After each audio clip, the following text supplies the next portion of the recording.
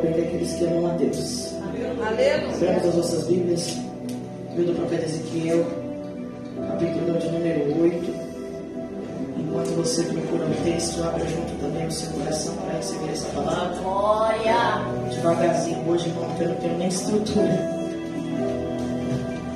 Se forçar muito aqui, desmonta aqui em cima mesmo. Enquanto eu prego essa mensagem, quero pedir encarecidamente a ajuda dos obreiros, para que intercedam pela minha vida. Quero pedir também a ajuda da igreja, que dobre a sua atenção. Estou enfermo, não estou podendo me esforçar muito. Então, todo detalhe vai me ajudar bastante a entregar aquilo que o Senhor confiou a mim para o seu coração. Amém? Livro do profeta Ezequiel, capítulo de número 8. Todos encontraram? Amém. Então, façamos a leitura. A epígrafe da minha Bíblia diz assim: abominações no templo. E sucedeu no 6º ano, no 6º mês, no 5º dia do mês, eu sentei na minha mesa, e os anciãos de Judá sentados diante de mim, a mão do Senhor Deus caiu ali sobre mim. Então eu contemplei, e eis uma semelhança como a aparência de fogo. Desde a aparência dos seus lombos para baixo era fogo, dos seus lombos para cima como a aparência de brilho, e como a cor de âmbar. E após a forma de uma mão, tomou-me por um cacho da minha cabeça, e o Espírito me levantou entre a terra e o céu, e me trouxe nas visões de Deus para Jerusalém, à porta do portão interno que olha em direção ao monte, onde estava o assento da imagem do ciúme, que provoca o ciúme. E eis que a glória do Deus de Israel estava ali, de acordo com a visão que eu via na planície. Então ele me disse: filho do homem, levanta os teus olhos agora em direção ao norte. Assim eu levantei os meus olhos para o caminho em direção ao norte. E eis que ao norte, no portão do altar, estava a imagem de um ciúme na entrada. E disse, além disso, para mim: filho do homem, vês tu o que eles fazem? As grandes abominações do meu santuário? Mas vira-te ainda novamente, e tu verás maiores abominações. E trouxe-me à porta do átrio, e quando eu olhei, eis um buraco na parede. Então disse-me: filho do homem, cava agora na parede. E quando eu tinha cavado na parede, eis uma porta. E ele me disse: entra e contempla as perversas abominações que eles fazem aqui. Assim entrei e vi, e toda forma de coisas rastejantes e animais abomináveis, e todos os ídolos da casa de Israel retratados na parede ao redor. E lá estavam em pé diante deles 70 homens dos anciões da casa de Israel. E no meio deles estava Janias, filho de Safã, e com cada homem o seu incensário em sua mão. E uma espessa nuvem de incenso subia. Então ele me disse: filho do homem, viste o que os anciões da casa de Israel fazem no escuro? Cada homem nas suas câmaras de suas imagens? Pois eles dizem: o Senhor não nos vê, o Senhor abandonou a terra. E ele também me disse: vira-te novamente, e tu verás maiores abominações que eles fazem. Então ele me trouxe à porta do portão da casa do Senhor, que estava em direção ao norte. E eis que estavam assentadas mulheres chorando por Tamuz. E ele me disse: tu viste isso, ó filho do homem? Vira-te ainda novamente, e verás maiores abominações do que essas. E ele me trouxe para o átrio interior da casa do Senhor. E eis que a porta do templo do Senhor, entre o portico e o altar, estavam cerca de 25 homens, com suas costas viradas para o templo do Senhor, e com sua face em direção ao leste. E eles adoravam o sol em direção ao leste. Então ele me disse: tu viste isso, ó filho do homem?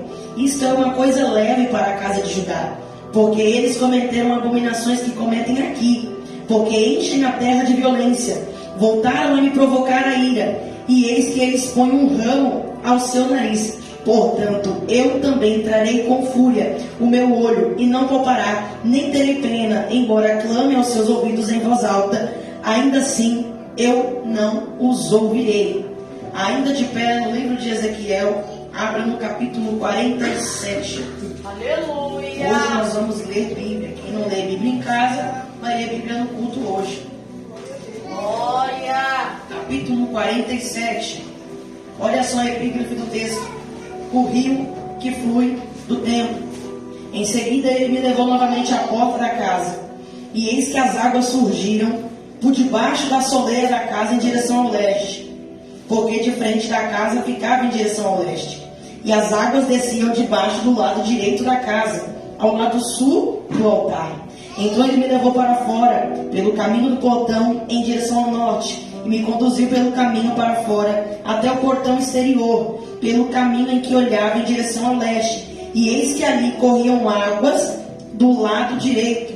E quando o homem que tinha um cordel em sua mão saiu em direção ao leste, ele mediu 1000 côvados e me levou através das águas que estavam pelo tornozelo.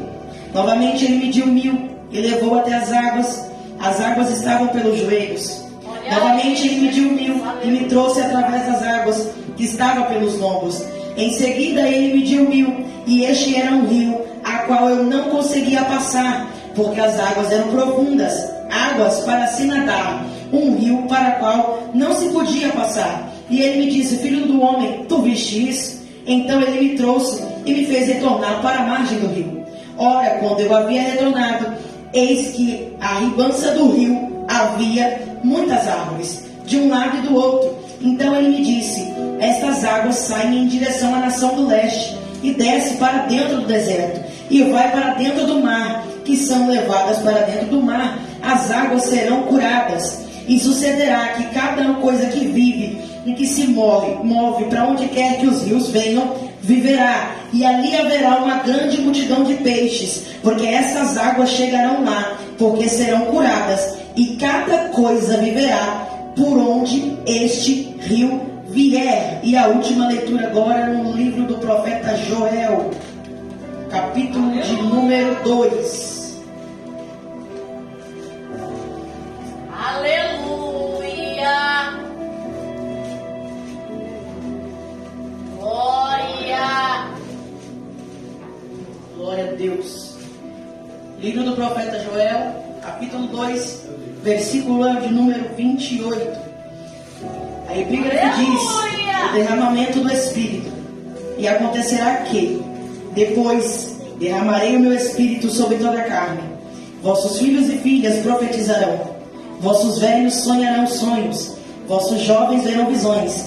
E também sobre os servos, sobre as servas, naqueles dias, derramarei o meu Espírito. Podem se assentar em nome do Senhor Jesus.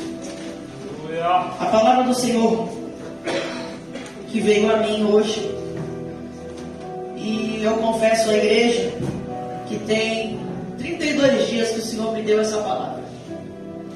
Ele me deu Ezequiel 8, depois ele me deu Ezequiel 47, e por último ele me deu Joel 2, 28.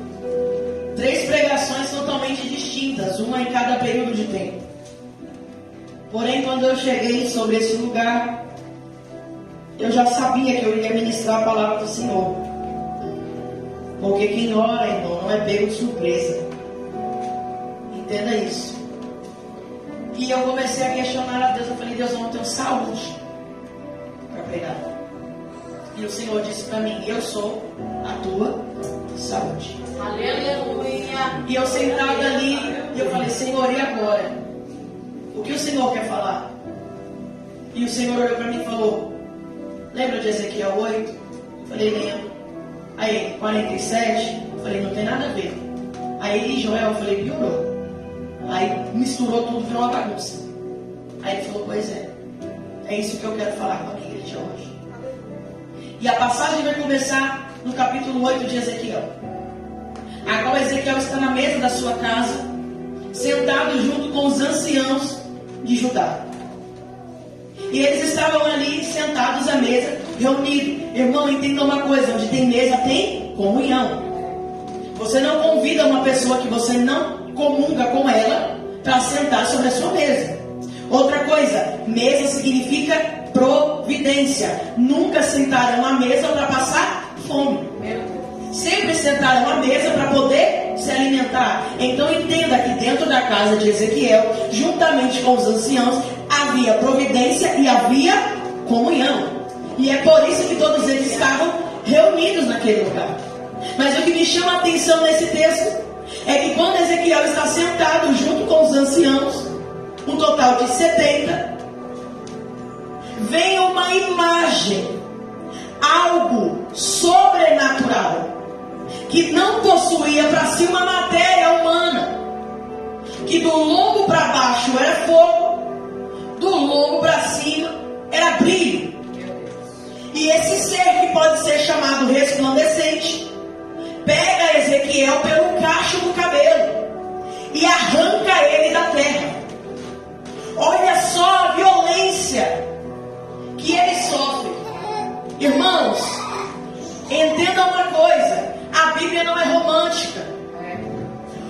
O ser resplandecente toma Ezequiel pelo cabelo e arranca ele do meio da mesa. Mas não tinha comunhão, pastor, na mesa? Não tinha providência na mesa? O porquê que o Senhor envia esse ser para arrancar Ezequiel de cima, de perto, de estar assentado sobre uma mesa que existiam anciões da terra de Judá. Não era qualquer pessoa que estava na mesa com Ezequiel. Sabe quem estava na mesa com Ezequiel? Era crente, pregador da palavra, conhecedor do evangelho, quem dizia que tinha uma vida com Deus e estava em comunhão com os outros, estava em comunhão com a mesa, mas não estava em comunhão com o dono da mesa, não estava em comunhão com o dono da casa. E sabe qual é a mensagem do Senhor a Ezequiel? Ezequiel, sai dessa mesa, porque nessa mesa não tem nada para você. Ezequiel, sai do meio desse povo, por quê? Porque esse povo não tem nada para te oferecer. Ezequiel sai da mesa, ele é arrancado, e o Senhor leva ele entre o céu e a terra.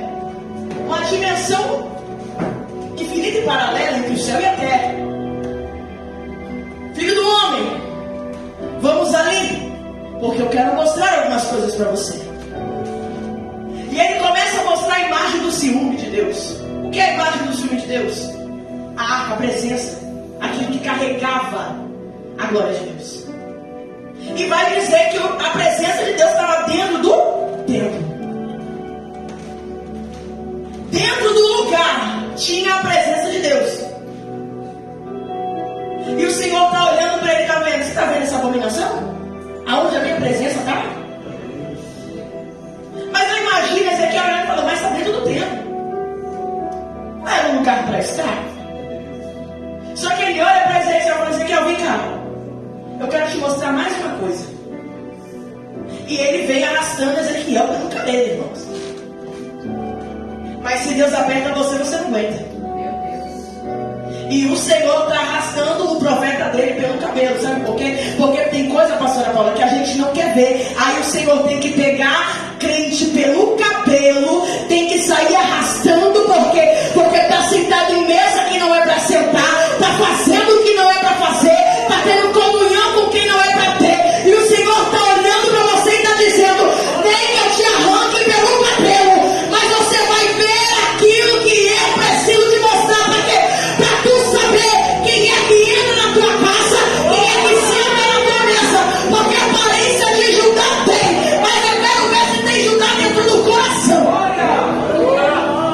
Ele arranca. E ele leva ele para o ambiente da parede, irmão. Ele chega no tempo, ele vê um buraco na parede. Um buraco. O Senhor olha para ele e fala: cava. E agora eu vou contar uma experiência pessoal minha. Experiência sua você conta, eu conto as minhas. Irmão, eu era novinha. Não que eu seja velha, porque eu ainda continuo um bombom perdido fora da caixa. Mas eu tinha ali na base dos meus 17 para 18 anos. E eu estava em um determinado culto, em um determinado local. E eu estava desviado, irmãos. Só que o interessante é que tem dois tipos de desviado: o que não perde um culto e o que perde todos os cultos. E eu já fui os dois: o que não perde um culto e o que perde todos os cultos. Então eu tenho propriedade para falar. E eu entrei, sentei para assistir um culto. Fazia uns meses que eu não ia na igreja. E aí o dirigente do culto, pastor local, me chamou e eu falei: ó, se vier com historinha, que Jesus que ele volta, que Jesus te ama, eu vou mandar ele para lá, hein? Mandar ele se lascar, que eu não quero saber disso aqui, não. Não quero saber de Jesus. Eu sei o caminho, o dia que eu quiser voltar, eu volto. Não precisa ficar ninguém buzinando no pé da minha orelha. Irmão, eu levantei com o coração tão duro para ouvir o que o irmão tinha para falar, que era capaz de estender a mão e eu rosnar para ele e achar que era demônio. Mas não era, porque eu estava com o coração duro. Eu não queria ouvir a voz de Deus. Eu fui para o culto porque eu queria ouvir a palavra, porque eu sempre gostei de palavra. Mas eu falei, se for vir esses negócios, essas profetadas, porque Deus me disse, que Deus me mostrou, que Deus, e Deus nada, nem venha. E eu tô lá. E ele vem, pega na minha mãe e fala assim, ó, é o seguinte, o Senhor vai mostrar algo para você, e eu comecei a debochar. Eu falei, vai. Quem tá dentro da igreja não tá vendo. Aí eu, que vim pro culto, pedi para Deus abençoar o rolê, que eu vou passar 3 dias num sítio e buscar uma proteção.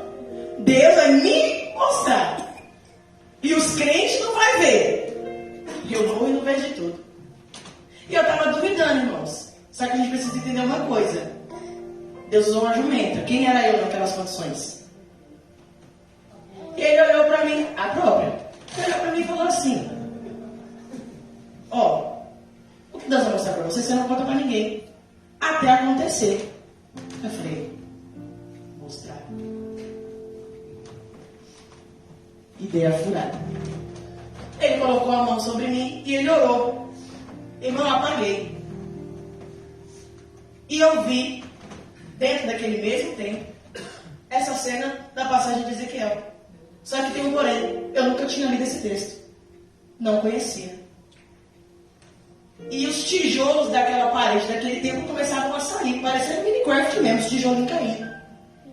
E eu olhei, e quando abriu, como se fosse um outro templo dentro do templo, escondido por uma parede, e eu vi uma visão, irmão, abominável.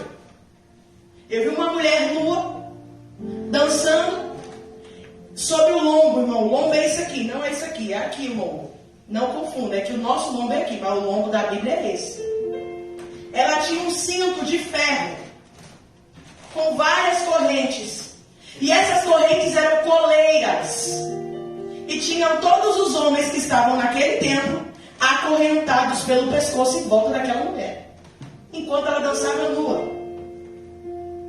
E eu olhava mais para frente e eu via uma mesa. E os que não estavam acorrentados estavam sentados nessa mesa, com garrafas e garrafas de uísque, bebendo e assistindo aquela mulher dançar. Só que para mim a visão foi muito rápida. Eu achei que eu tinha visto por 30 segundos. Quando eu abro os meus olhos, está na hora da pregação. E eu estava caído em cima do altar. E o interessante é que quando eu levantei, todo mundo perguntou o que eu tinha visto. Mas eu não podia contar. Porque a ordem era conta quando acontecer. E eu guardei isso por muito tempo. Até que veio à tona a mulher da visão, os homens ao redor, a mesa e todo o conteúdo do que estava em secreto naquele tempo. E quando aconteceu, eu chamei e falei, olha, lembra da visão? Foi assim, assim, assim, assim. Foi isso que eu vi. E eu guardei. E eu não contei a ninguém. Assim como me foi ordenado. Só que no caso de Ezequiel, o Senhor não pede a ele segredo do que ele vê. E o Senhor começa a mostrar as abominações que aquele povo estava fazendo. E chega uma determinada situação que quando ele cabe, ele acha uma porta. E nessa porta ele está vendo todo mundo queimar incenso para todos os deuses, os ídolos pagãos que existia em Israel. O incenso era queimado da parede para a direita para Deus, mas da parede para a esquerda o incenso era queimado ao diabo, era queimado aos desejos da carne. E sabe o que o Senhor me trouxe sobre esse altar para pregar na noite de hoje? É que tem muito crente, pastora Joyce, que está entrando em qualquer tempo e só sabe o que acontece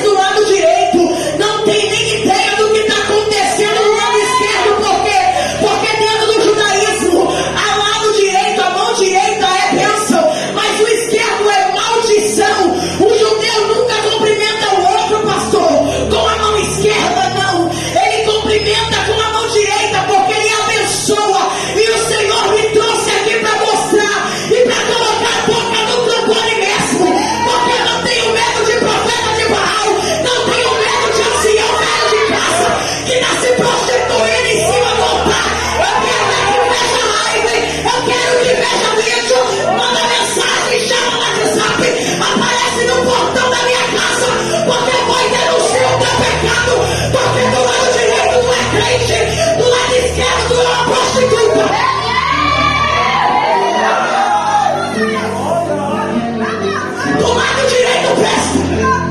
Do lado esquerdo não vai nada. Mas o Senhor está levantando Ezequiel. Ezequiel vai vir pelo cabelo. Com muita vontade mesmo. Não quero ver, mas vai. Não quero ir, vai. Não quero pensar, vai pensar. Não quero entrar, vai entrar. Não quero falar, vai falar.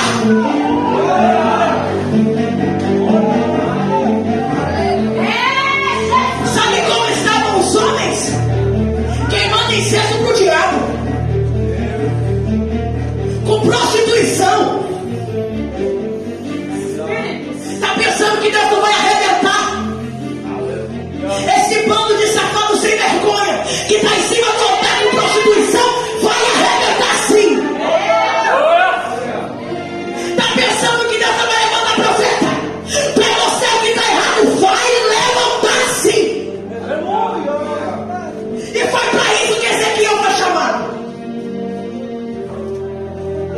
Ele vê tudo, tá? Tudo. Tá vendo esse povo aqui, Ezequiel? Olha o que eles estão fazendo diante do meu Senhor. Minha presença está dentro do templo, eles estão queimando incenso para outro. Tá as mulheres do templo chorando. Mas não está chorando nos pés do Senhor não, Jacob José. Está chorando é para Tammuz. Porque vem do ex que te diga o que Deus não mandou nada. Está derramando lágrima em cima do altar, achando que está derramando lágrima para Deus. E Deus não está recolhendo nada. Deus não está vendo nada. Deus não está mandando nada. E ainda tem coragem de subir no altar e olhar e falar: Deus não está vendo. Porque Deus abandonou o povo. Ei, não toca no ciúme de Deus. Não toca no ciúme de Deus. Não toca no ciúme de Deus. Sabe qual que é a ordem? Manda um escrivão. Marca a testa de quem presta. Vou usar esse dialeto que é pra você entender e não ficar olhando com cara de ué. Marca a testa de quem presta. Marcou? Marquei. Sabe quem tá sem marca? Sei. Marca todo mundo. Do maior ao menor pode matar. Por quê? Porque não tem marca. Sabe por quê? Porque crente que não tem marca morre na beira do caminho. Crente que não tem marca morre na beira do trajeto. Como assim, crente que não tem marca? Você não se lembra de Paulo? Eu carrego em mim as marcas do Evangelho de Cristo. Você não se lembra de Jesus? Meu Deus! Quando ele está diante de Tomé, Tomé olha a marca, está duvidando, então põe a mão. Profeta que é profeta tem marca. Profeta que é profeta anda marcado. Profeta que é profeta é identificado. Por que a marca está na testa? Porque ninguém tem que se despir para mostrar que serve a Deus. Porque ninguém tem que mostrar nada além da face para mostrar que serve ao Senhor. Sabe por quê? Porque quando Moisés estava lá e a presença sacudia ele, o rosto dele resplandecia. Deus arrebentou com tudo. Matou todo mundo. Quem está marcado fica. Quem não está marcado morre. E eu não tenho medo de denunciar não, irmãos. Porque quando Deus me chamou, Ele disse que eu ia ser diferente. Aleluia! E todas as vezes no meu ministério que eu quis mudar a forma que o Senhor me usava, o Senhor levantava profeta em cima de profeta, vaso em cima de vaso, para me repreender e para falar para mim que o que Ele não tinha comigo não era igual o que Ele tinha com os outros. Eu acho lindo, irmão, que prega a palavra profética, mas se um dia eu tentar fazer isso, não é Deus que me usa, é eu mesma que estou falando. Por quê? Porque eu não estou seguindo ordenança, não estou seguindo o direcionamento de Deus. Então quando o profeta subir para pregar no altar, não fica olhando para minha cara não e falando que eu sou prego cachado. Porque quando eu revelar teu nome daqui de cima, tu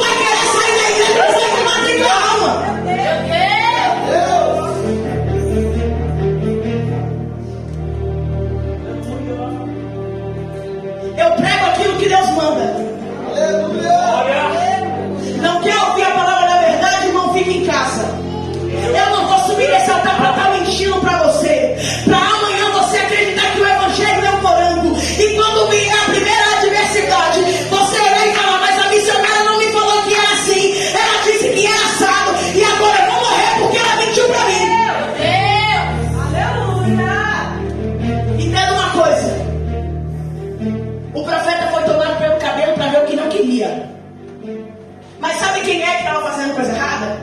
Eram os velhos, os anciãos. Aí sabe o que vai acontecer? O Senhor matou. Só que alguém tem que substituir. Precisa-se de uma nova geração. Só que agora nós entramos no capítulo 47. É o mesmo profeta, não é outro. É o mesmo. Novamente, o ser divino resplandecente se encontra com Ezequiel. Pensa no profeta que via anjo. Era Ezequiel. Você se lembra da visão? Dos anjos com as 6 asas, com olhos por toda parte, as suas asas cobertas de olhos, e uma roda girava por dentro da outra, e tinha olhos por todas as partes. Você se lembra dessa visão de Ezequiel? E sabe por que o anjo se apresenta para Ezequiel com essa aparência, pastor Nilton?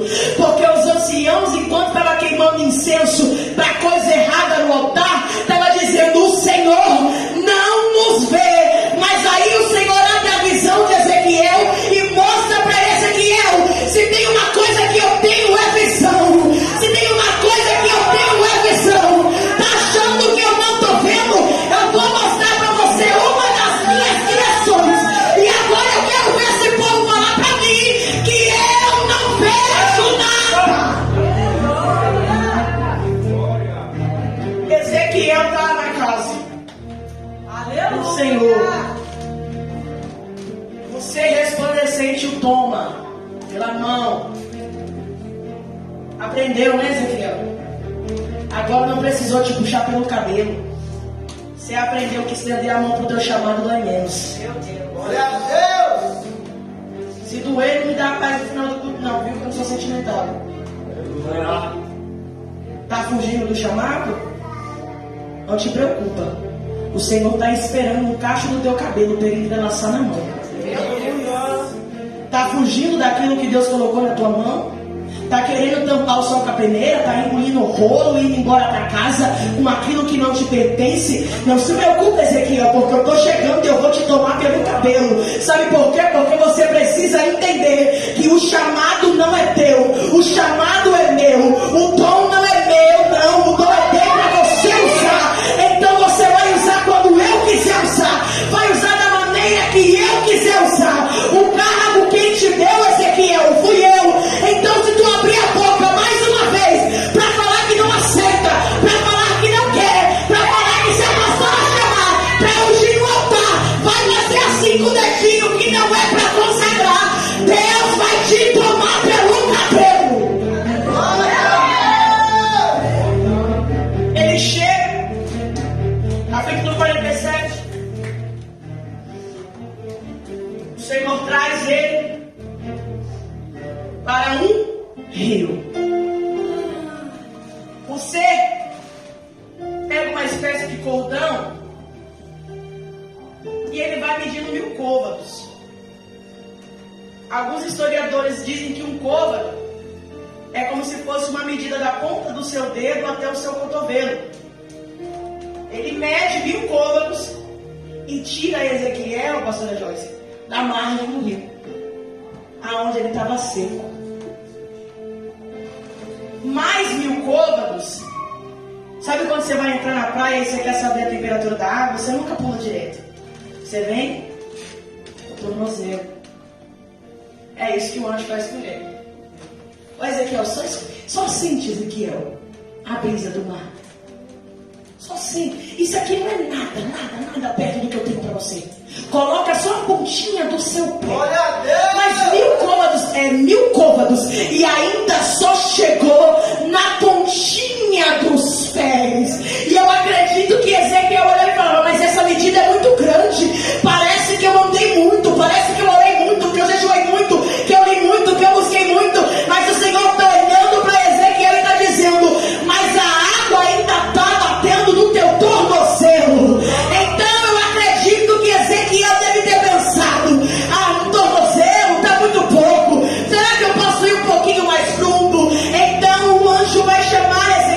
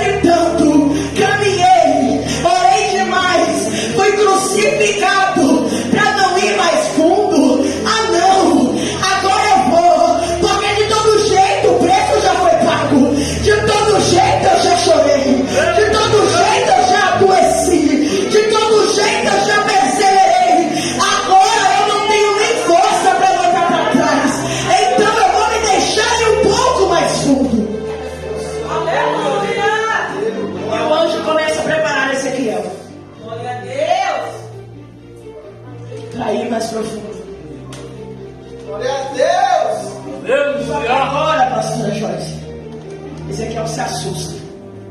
Senhor, não dá para passar em pé. A água já me submergiu. Eu só vou conseguir avançar mais se for nadando. Ou seja, Ezequiel, você chegou aonde você não queria, mas aonde eu precisava te levar. Por quê? Porque quando Deus tira o chão dos nossos pés, Solange, é a hora que a gente percebe que ou a gente confia nele, ou a gente morre afogado. Sabe, presbítero Will, quando a gente bate nas portas e elas começam a se fechar, é o Senhor olhando para você e dizendo: é Ezequiel, não dá para passar em pé, e eu nem vou deixar você passar nadando. Agora tu vai ter que confiar na minha mão.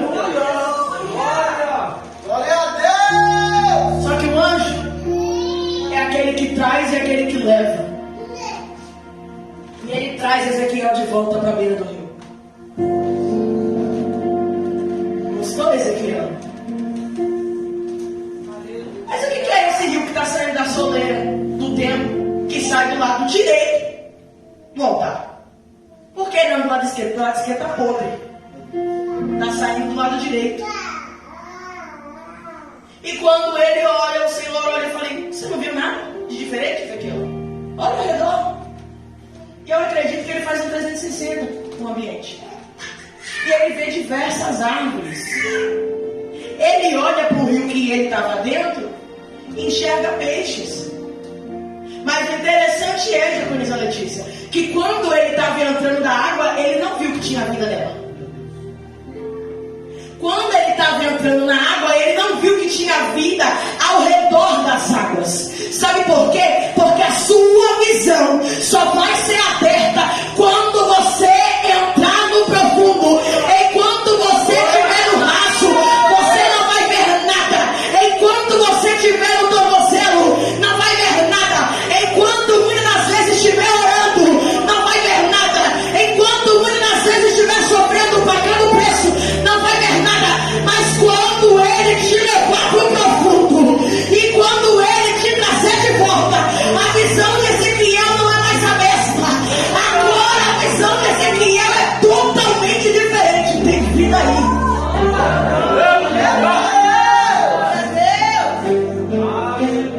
Ei, Ezequiel, olha quantas coisas que tem aí para você ver. Tem vida. Sabe onde essa água vai? Ela vai para o deserto, diácono José. Por quê? Porque o deserto não tem vida. O deserto não tem vida, pastor Ricardo. O deserto é um cenário de escassez total. O deserto é um cenário de necessidade, de precisão. Ninguém cresce no deserto de uma forma feliz. Ninguém cresce no deserto, presbítero Will, com um sorriso no rosto. Ninguém cresce no deserto cantando e dançando como Miriam atravessa pelo meio do Mar Vermelho. O deserto é lugar para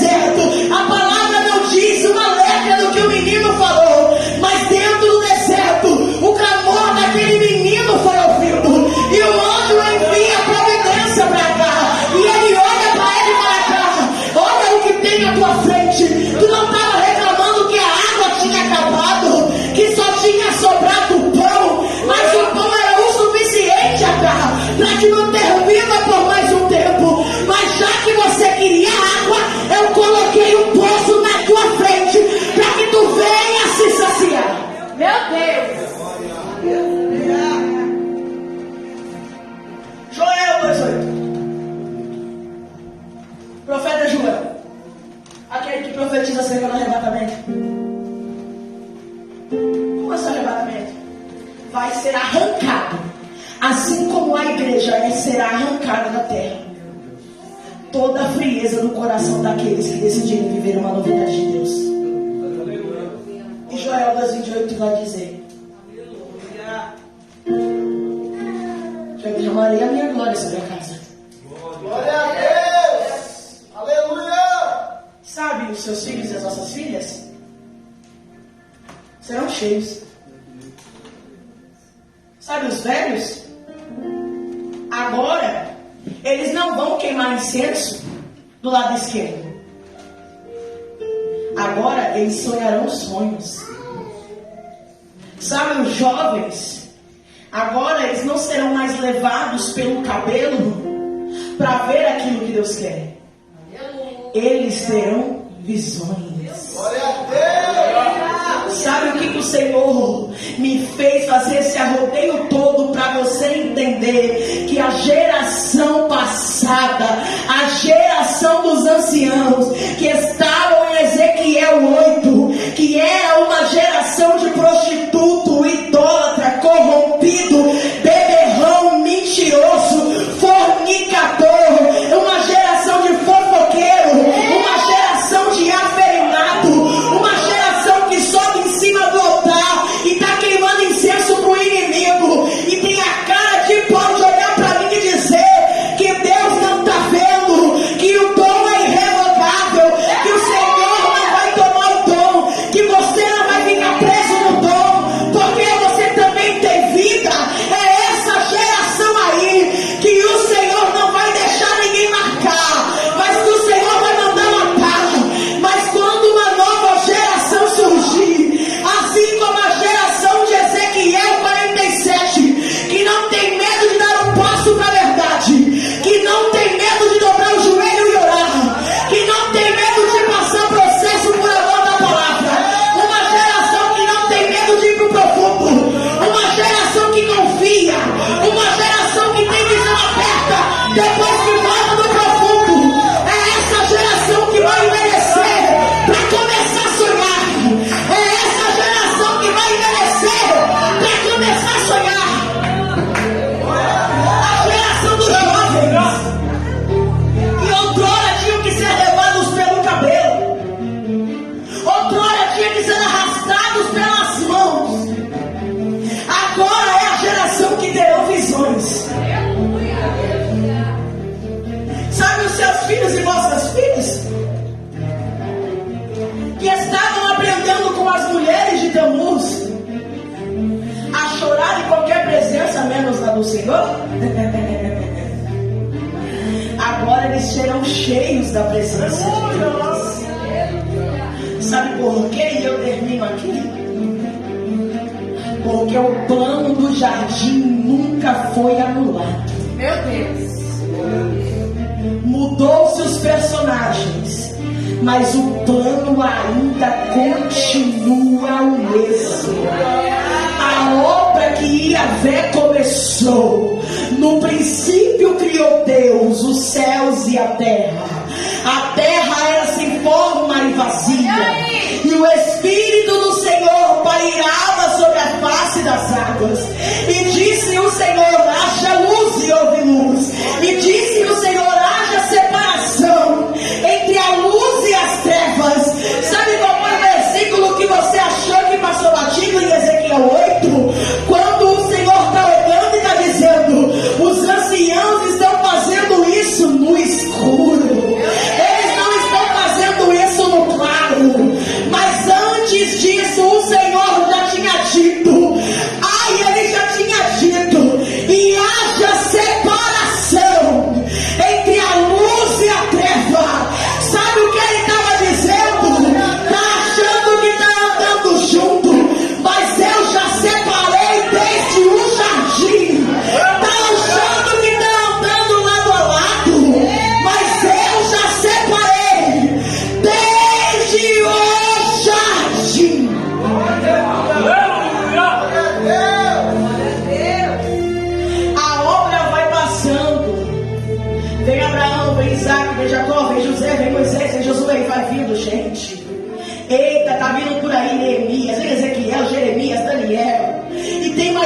gente ainda vindo, vem Oséias, Amós, Naum, Abacuque, Ageu. Tem muita gente boa vindo aí. Tá vindo Zacarias aí no meio, tá vindo Malaquias. Mas quando chega Malaquias, o Senhor olha e fala: chega, agora eu vou me calar perante esse povo. Por quê? Porque eu já separei a luz das trevas há muito tempo. Então agora vocês vão sentir o meu silêncio. Por quê? Porque quem anda nas trevas não merece ouvir o som da quem está na luz. Quem vive nas trevas não precisa ouvir a voz daquele que é a luz. Como assim ele é a luz? Porque quando o Nazareno vai nascer, a Bíblia vai dizer que uma estrela, uma luz vai atravessar o Oriente direto para o Ocidente. Uma luz em meio à escuridão está anunciando a chegada do Messias. Por quê? Porque a obra pausou por 400 anos. Mas agora a obra vai precisar continuar.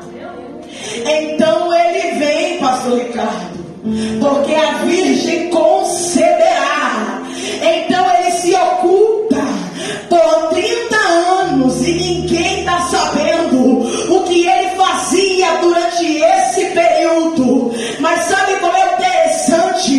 Que quando Ezequiel está mergulhando no profundo, a única pessoa, o único ser que enxerga onde Daniel está é o próprio Deus. Por quê?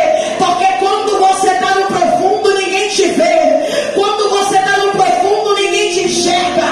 Jesus estava 30 anos no profundo e ninguém estava vendo ele, José. Ninguém estava ouvindo falar de milagre, prodígio, maravilha.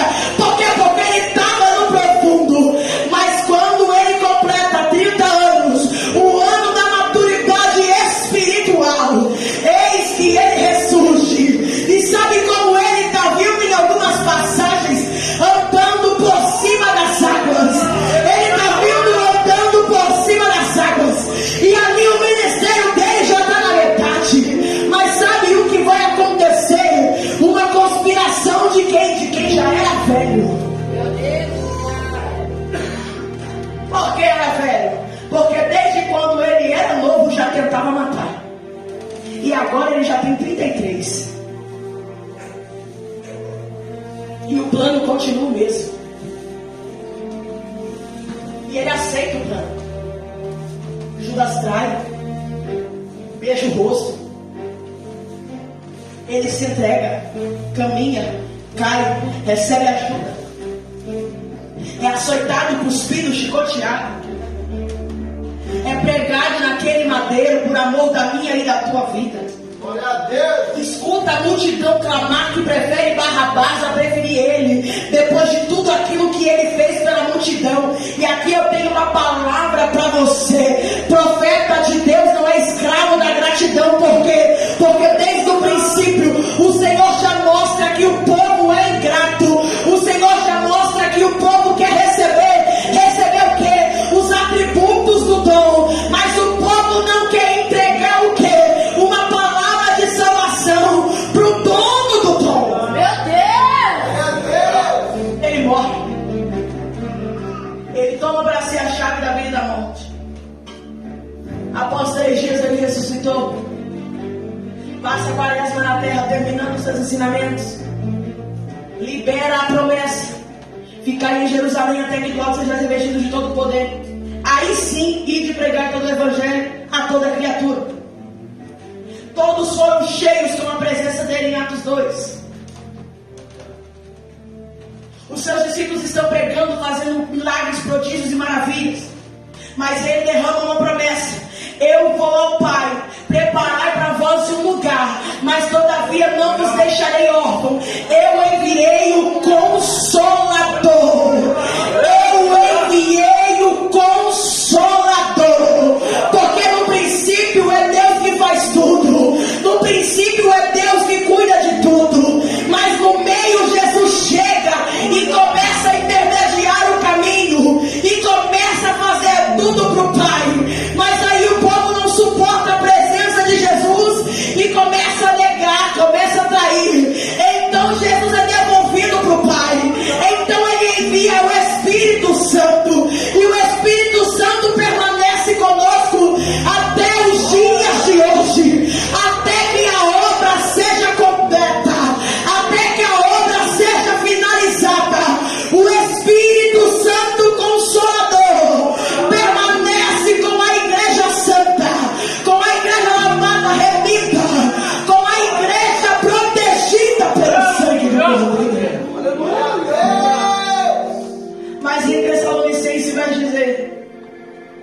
com voz de alarido, ele vem. Mas Salomão vai dizer que dançando, pulando, saltando sobre os montes é ele que está vindo. Mas Davi vai dizer que olhando para o alto é da onde ele vê o socorro. Mas Davi vai dizer que no meio do vale da sombra da morte ele também recebe a presença do consolo. Mas ele também vai dizer que nos pastos verdejantes ele também recebe a presença do consolo. Mas eu tenho uma notícia para a igreja de Ezequiel 8, que preferiu o lado esquerdo. Eis que o Espírito Santo se apartará de vós. Meu Deus! E agora, a igreja do Senhor foi arrebatada aos céus. A morte foi aprisionada.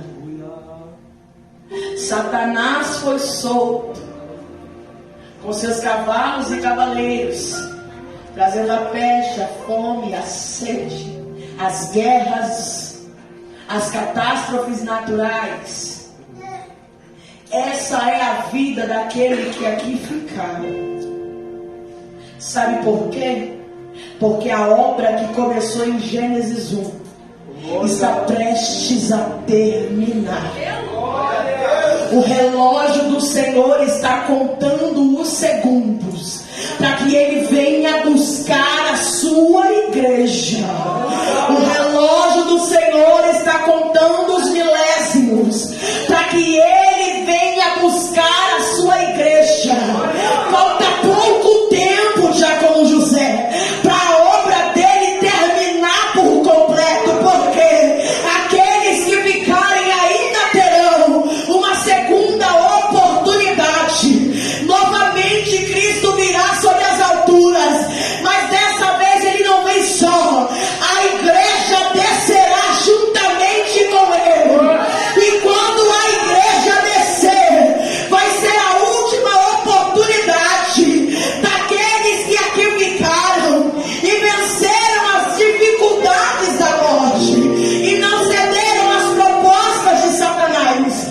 Então Satanás será lançado sobre um lago de fogo e enxofre, juntamente com todos os seus demônios. Ali não haverá mais dor, não haverá pranto, não haverá choro, não haverá morte, não haverá fome. Por quê? Porque agora a igreja vai descer. A igreja vai descer. Agora a igreja vai descer. Agora Satanás vai perder o reinado. Aproveita bem a terra, Satanás, porque o dono dela está chegando. Aproveita bem o povo, Satanás, porque o dono do povo está chegando.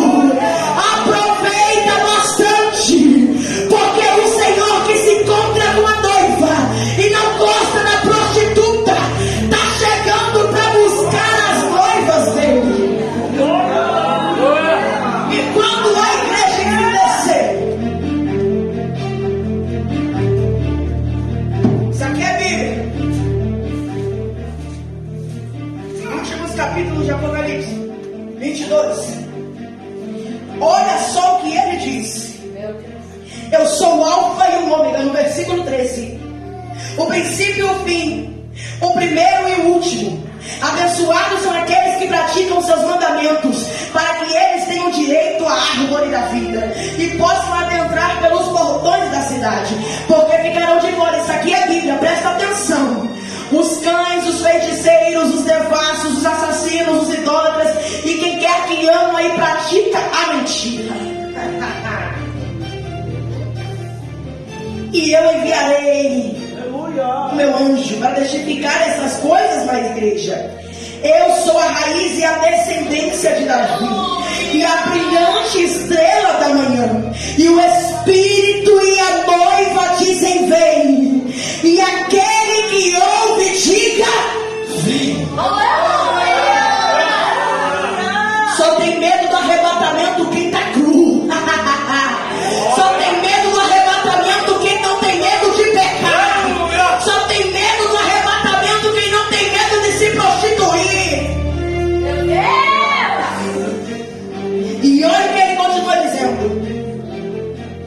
E aquele que tem sede. Glória a Deus. Aquele que tem sede. Glória. Aquele que tem sede, venha. Aquele que quiser, que tome gratuitamente da água da vida. Porque eu testifico a todo homem que ouve as palavras da profecia desse livro. Se algum homem lhes acrescentar alguma coisa, Deus lhe acrescentará as pragas que estão descritas nesse livro. E se algum homem retirar alguma das palavras do livro dessa profecia, Deus excluirá a sua parte do livro da vida. Meu Deus. Olha aqui para mim, seu profeta de Baal. Você está pensando que você usando o nome de Deus para mexer com o coração das pessoas, para enganar, para arrancar dinheiro. Você está pensando que o seu salário é o quê? Falando que Deus falou e Deus não falou. Falando que Deus te mostrou e Deus não mostrou. Falando que Deus mandou ir e Deus não mandou ficar. Olha o seu salário.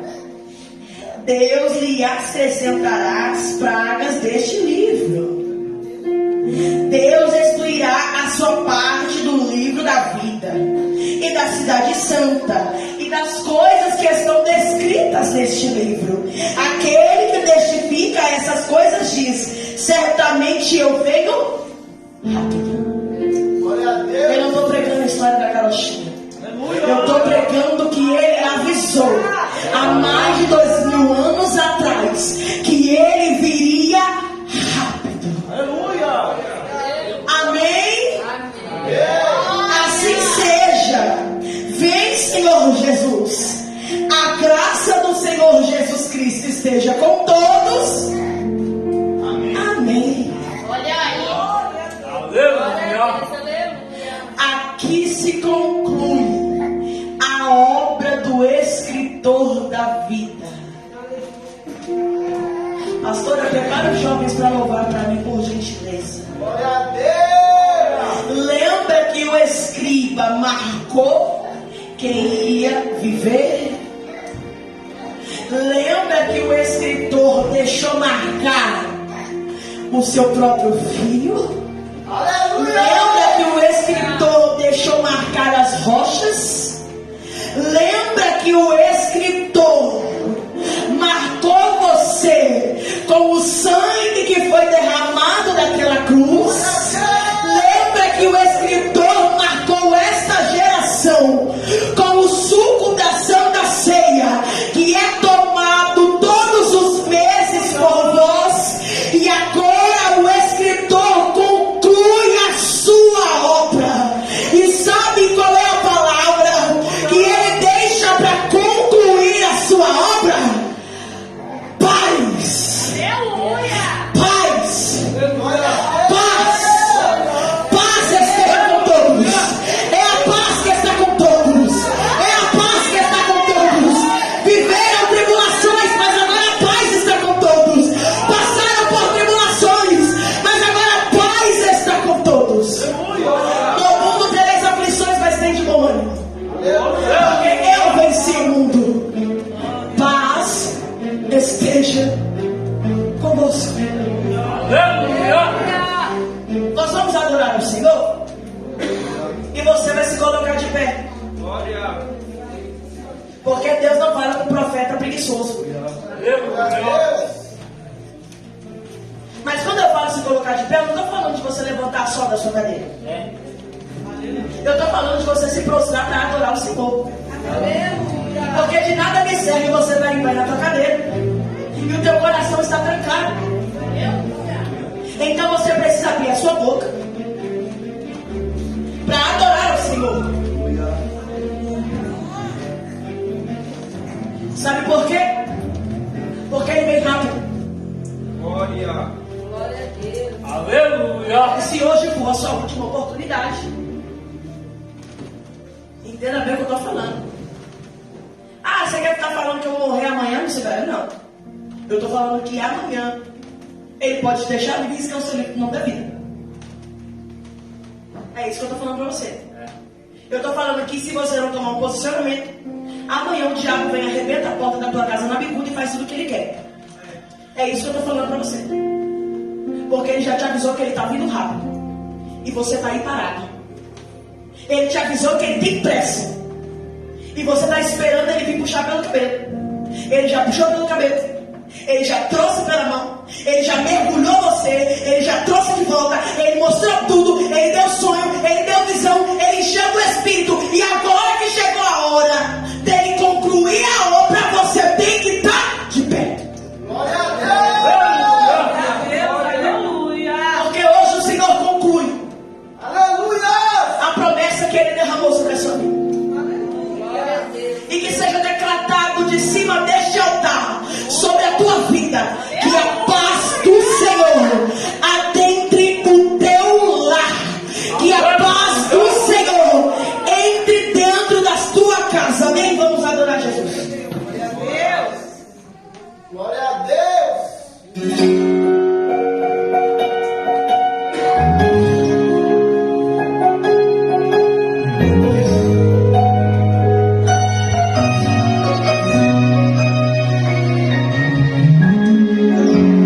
Quem começou a boa obra é fiel para terminar. No seu tempo e na sua hora, Ele tudo cumprirá.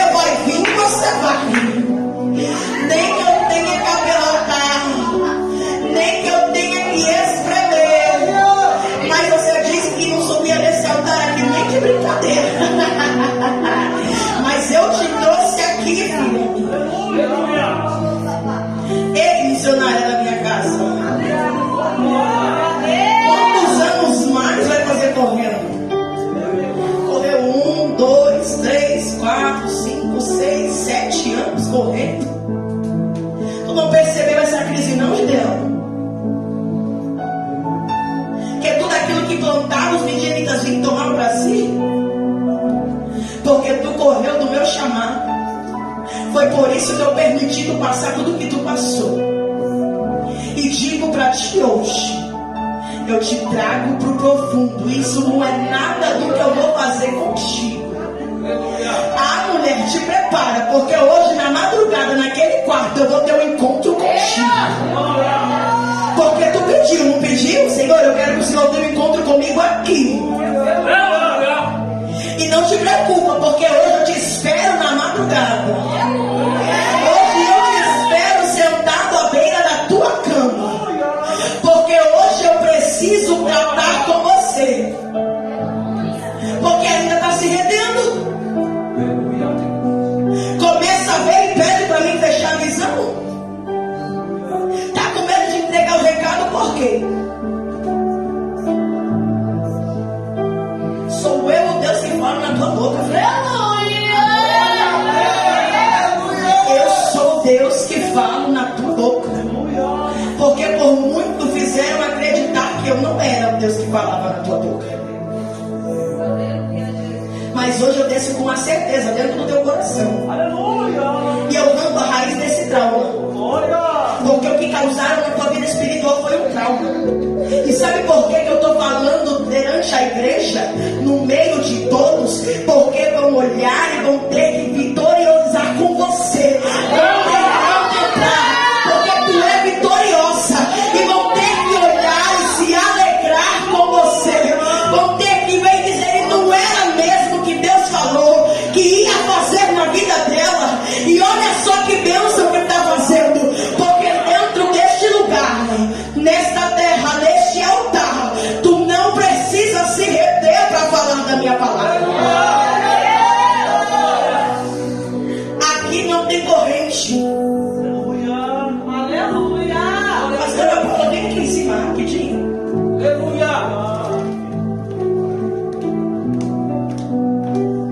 Maldição de pastor, gente, quem quer? Sobe, Joyce.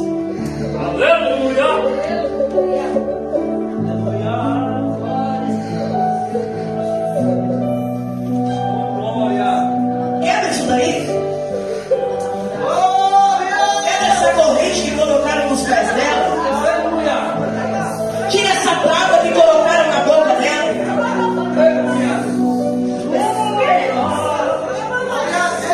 Quebra isso daí que colocaram sobre a tua vida. Não falaram?